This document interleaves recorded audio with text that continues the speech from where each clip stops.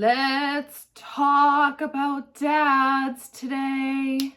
More specifically, their best friends. So I realized I have been like kind of uninspired lately with some of my videos, and not that like I don't like making them, because like I love filming and stuff. It's more just sometimes when I get a video idea, I'm like, I need to like sit down and film this right now. And I just haven't had any that like make me really like excited to sit down and film.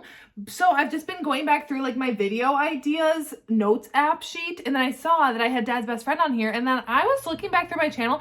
I don't think I've ever done a Dad's Best Friend romance recommendation video before, unless if I completely missed it, but I really don't think I have. So I was like, it's about time that I do one of those. So I'm here to talk about 7 of my favorite Dad's Best Friend romance books today. Fun, because like of course there's the age gap, there's the like daddy part of it, and then there's the fact that it's like very forbidden and they have to like hide it because otherwise the dad will be mad, of course. Let's go ahead and just jump in. So first off, with I think, which is the newest release out of the ones that I have, well, it was meant to be by QB Tyler. So this one follows JP and Whitney. So, and it's kind of like second chance as well, on top of being like age gap and Dad's Best Friend. So JP and Whitney, so this book starts off actually with Whitney getting engaged to her current boyfriend, who is not JP, and JP hears about this and he's like, oh no, I need to come home and get my girl. Because here's the thing, they actually had a relationship a couple years back, and they were together for a few years, but they did not tell anyone because obviously they're not like supposed to be together. He has been best friends with both of her parents actually for years and years and years, and he's also her godfather. He ended up, when the pandemic hit, he went and worked in like a third world country. He's a doctor, so he went and provided medical care, and then he just stayed there and stayed there and stayed there and has not returned home. So Whitney had no choice but to move on. You know, she was like heartbroken when he first left and broke up with her, but she's like, I gotta move on. So now she's engaged with her new fiance, and he shows up and he's like, oh hell no, you're not marrying him, you are mine. And it's their like second chance romance on top of it being Dad's best friend, and also both her parents' best friends. I mean, QB, you outdid yourself with some of the spice in here. This book is hot, it's fun, it's super taboo, super forbidden, and one thing that I really loved about this is because here's the thing, my biggest critique of Love Unexpected, I love that book and I think it's so hot, but we never got to see a lot of the like reactions to Stassi and Dominic telling people in their lives about their relationship, specifically like her grandparents, and I really was sad that we missed out on that. But in this one, we got to see all of the messy fallout when it comes out about JP and Whitney's relationship with her parents, and it's amazing. It's so good, very hot. The connection between these two is just beautiful, and yeah, absolutely love this one. Home run, home run. Next up, I have one of my favorite books from last year. I feel like I've talked about it quite a bit recently, but I won't shut up about it because I do just love it that much, and that's Mercy by Sarah Kate. So this one is a little bit different because normally it's like the heroine's dad's best friend is like how it works, but in this one actually it's the hero's dad's best friend. So this one follows Bo and Maggie. It's the 4th book in the Salacious Players Club series. You don't need to read the other 3 in order to read this one, even though I highly recommend the other 3 as well. Love this whole series, but this is my favorite. So Bo, his dad, he has like some anger and is still not in the best place with his dad because his dad actually is dating his ex-girlfriend. So he's just like angry. He doesn't really have much of a direction in life. He's in his early 20s and he's just kind of like, he doesn't know what he wants to do. He doesn't really have a great relationship with his dad, and like his mom is like fine, whatever, but he just doesn't really know what he wants to do with his life.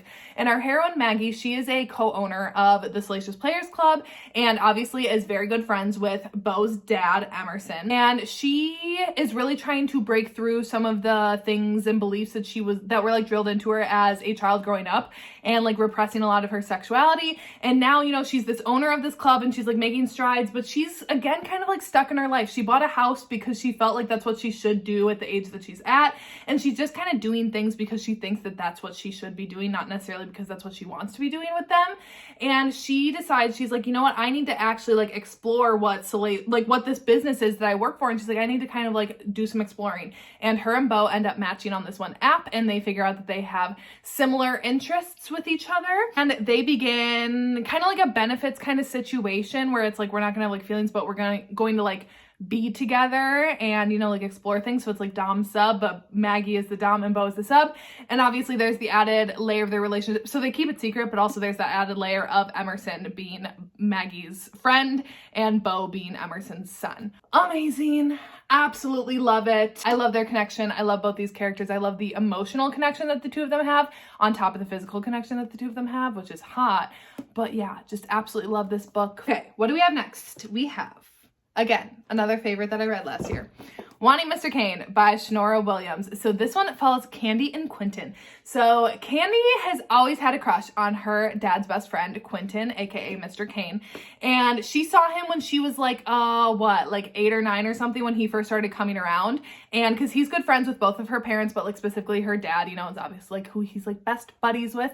And she's seen him around and she's always like had a crush on him. But then as she became like a teenager, she was even more so like, oh, I want Mr. Kane. And then now she's 18, she's graduated, and she's getting ready to move off to college, and she is like, what's really standing in our way anymore? And he's like, we can't just be together. Like, it's too complicated. You're too young for me. There's too big of an age gap. I'm best friends with your dad. Like, those are all these reasons that we shouldn't be together. But he just eventually cannot turn down her advances, and it's their romance. So this is the first book in a 3-book, there's a novella as well. I haven't read that. So technically like 4-book series, and it does follow the same couple. I love that. I love books that follow the same couple. This is my favorite book in the entire series. I love just like the beginning of their relationship, and especially all of the like sneaking around and like taboo nature of it. It's so good. Yeah, definitely my favorite by Shanora Williams as well. I'm just like obsessed with Mr. Kane. Like, if he was my dad's best friend, I'd want him too. Next up, this one is a little bit unique in terms of the dad is no longer around, and that is Color Me Pretty by B. Celeste. So this one follows Della and Theo.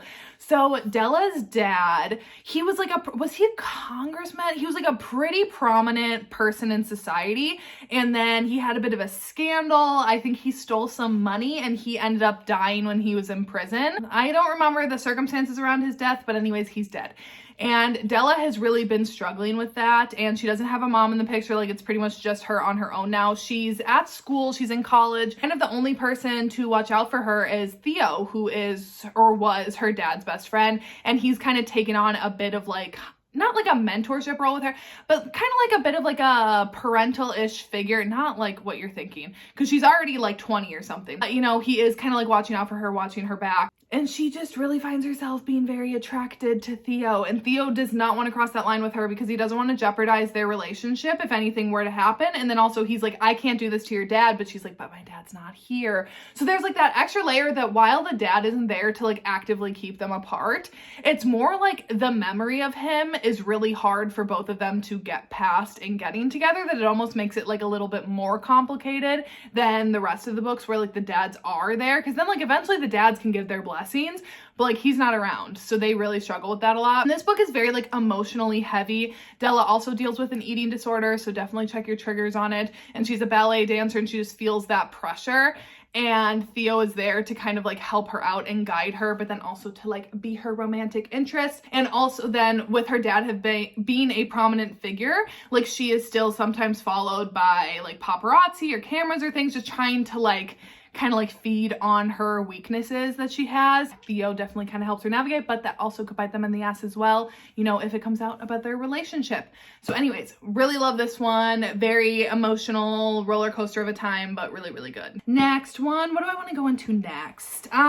Literally my favorite book of all time, or my favorite series of all time. But here's the thing, in case you didn't know, Thoughtbound Series by Lucia Franco is also Dad's best friend on top of being a coach athlete. So Rhea is a gymnast and she is really wanting to go to the Olympics, and the gym that she is at is not giving her the level of training that she needs in order to achieve her goals. So she goes to her dad at the beginning of this book and asks like, hey, I need to go to like a world-class gym, you know, like I need to be training with a coach that can get me to where I want to be. And he's like, you know what, let me call up my best friend Kova and see if he can train you, because Kova is a former Olympic athlete and he now owns a gym. And as soon as her dad calls, Kova's like, sure, bring her in for a visit. I'll see what she has. We'll go over it. And they go and visit, and she ends up training there with Kova. Her and Kova's romance, amazing. Very taboo, not for everyone because there's a big age gap and it's coach athlete. Personally, I love it. And this book is the first book in a 5-book series, and it follows the same couple all the way through. Ups and downs, emotional roller coaster. There's also a read along going on right now that myself, Cheyenne from That Tall Book Girl, and Caitlin from The Love Librarian, we're all hosting together. And our first live show is actually this week on Thursday, covering the first 3 books in the series. And then 2 weeks from now, we'll have the last live show covering the last 2 books. Love this series with my whole heart and soul. So if you didn't know, it is also Dad's best friend because Kova and Ria's dad they're more like business partners, but they like become friends. Her dad is like really big in real estate and like has this huge empire, and Kova came to him for like some advice, and they've like worked together in the past, and they're like buddies. Okay, what do we have? We just have 2 more left. Wow, this video's going so quick today.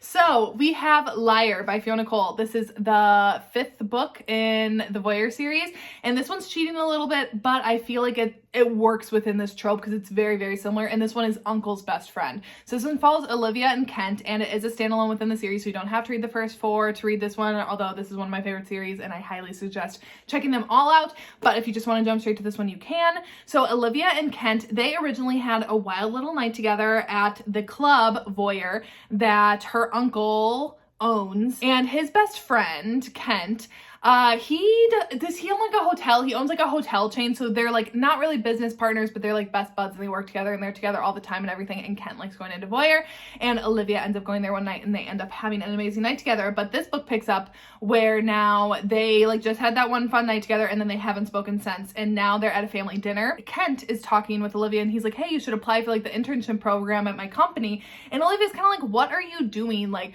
we have not talked since like our night. What are you doing now trying to be like, come work for me? But she's like, screw it. Okay, because her uncle's very encouraging of her. She's like, he's like, Kent would be a great mentor.